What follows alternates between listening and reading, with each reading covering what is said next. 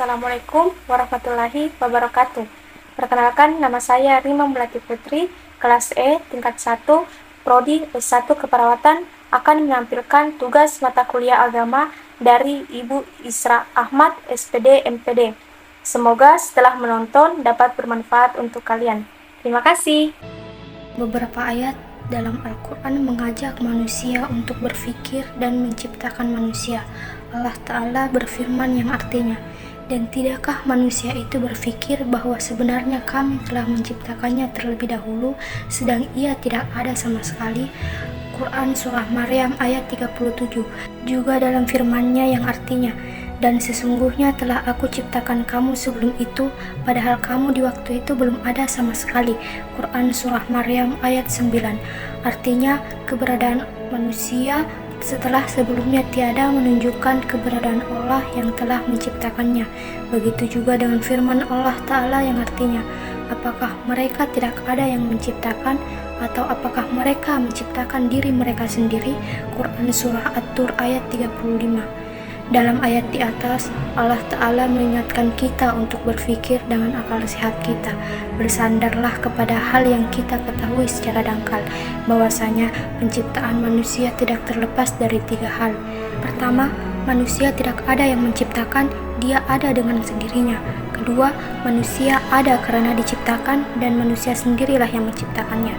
Dan yang ketiga, manusia ada karena diciptakan dan yang menciptakannya adalah zat selain manusia. Tidak diragukan lagi bahwa kemungkinan pertama dan kedua adalah sesuatu yang mustahil, dan kemustahilannya adalah sesuatu yang sudah terpatri dalam pikiran manusia, tidak lagi memerlukan dalil. Maka yang tersisa hanya kemungkinan yang ketiga, bahwa manusia diciptakan oleh Allah Ta'ala, zat yang maha hidup, maha kuasa atas segala sesuatunya, yang telah menciptakan mereka sehingga layak untuk diibadahi oleh mereka. Pada dasarnya, keyakinan akan keberadaan Allah Ta'ala merupakan hal yang bersifat naluri atau fitrah. Seseorang tidak perlu berpikir atau belajar untuk menunjukkan keberadaan Allah Ta'ala, karena pengetahuan tersebut sudah ada sejak dia diciptakan. Sama halnya dengan pengetahuan seseorang bahwa kue yang telah dipotong lebih sedikit dari kue yang masih utuh, atau pengetahuan bahwasanya suatu perbuatan pasti ada pelakunya. Seorang anak kecil pun ketika dia dipukul dari belakang misalnya, dengan nalurinya dia akan menengok dan mencari siapa pelakunya. Kalau kemudian dikatakan kepadanya bahwa tidak ada seorang pun yang memukulnya, dia tidak akan percaya. Bahkan mungkin dia akan menangis hingga mengetahui siapa yang memukulnya untuk kemudian bisa membalasnya. Begitu juga tentang pengetahuan seseorang adanya Allah sebagai Tuhan pencipta. Tanpa berpikir dan belajar pun, hal tersebut sudah ada, tertanam dalam setiap jiwa manusia. Karena hal inilah para nabi pun heran ketika musuh-musuh Allah yang dibawa oleh para nabi dan mengatakan, "Sesungguhnya kami mengingkari apa yang kamu suruh menyampaikannya kepada kami, dan sesungguhnya kami benar-benar dalam keraguan-raguan yang menggelisahkan terhadap apa yang kamu ajak kepadanya." Quran Surah Ibrahim ayat 9. Untuk membuktikan keberadaan Allah Subhanahu wa Ta'ala, paling tidak digunakan dalil yang bisa menguatkan bahwa Allah Subhanahu wa Ta'ala itu ada, sebagaimana penegasan Allah di dalam Al-Quran sendiri, di mana dalam Quran Surah Fussilat ayat 53, "Kami akan memperlihatkan kepada mereka tanda-tanda kekuasaan kami di segenap ufuk dan pada diri mereka sendiri, sehingga jelaslah bagi mereka bahwa Al-Quran itu adalah benar, dan apakah Tuhanmu tidak cukup bagi kamu bahwa sesungguhnya Dia menyaksikan segala sesuatu?" Manusia sejak masih berada di alam ruh telah ditanamkan benih imam, kepercayaan, dan penyaksian terhadap keberadaan Allah Subhanahu wa Ta'ala.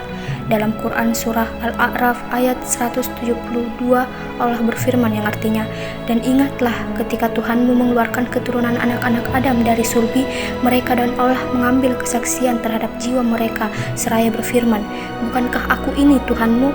Mereka menjawab, 'Betul, Engkau Tuhan kami, kami menjadi saksi.' Kami melakukan hal seperti itu agar di hari berhenti kamu tidak mengatakan, 'Sesungguhnya kami Bani Adam adalah orang-orang yang lengah terhadap ini, keesahan Tuhan.'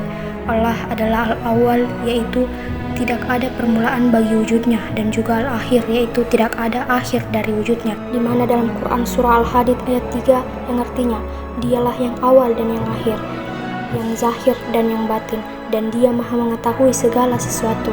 Kemudian dalam Quran surah Ar-Rahman ayat 26-27 yang artinya, semua yang ada di bumi itu akan binasa, dan tetap kekal wajah Tuhanmu yang mempunyai kebesaran dan kemuliaan. Kemudian dalam Quran surah Asy-Syura ayat 11 yang artinya, tidak ada sesuatu pun yang serupa dengan Dia, dan Dialah yang Maha mendengar lagi Maha melihat.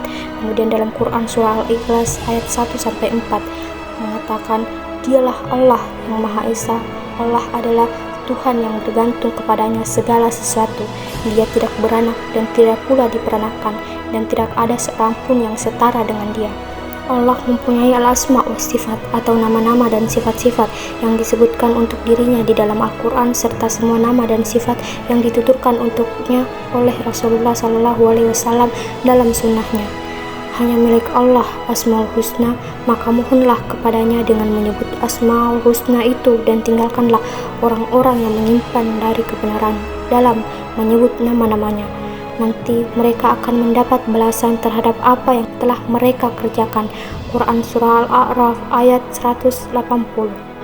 Contoh dengan adanya mukjizat para nabi, di mana dalam Quran surah Al-Anbiya ayat 76, di mana dalam Quran tersebut yang mengatakan, dan ingatlah kisah Nuh sebelum itu, ketika dia berdoa, kami memperkenankan doanya, lalu kami selamatkan dia bersama pengikutnya dari bencana yang besar. Dalam ayat ini disebutkan tentang adanya pengabulan doa dan juga adanya mukjizat, yang keduanya merupakan bukti adanya Allah Ta'ala pencipta alam semesta.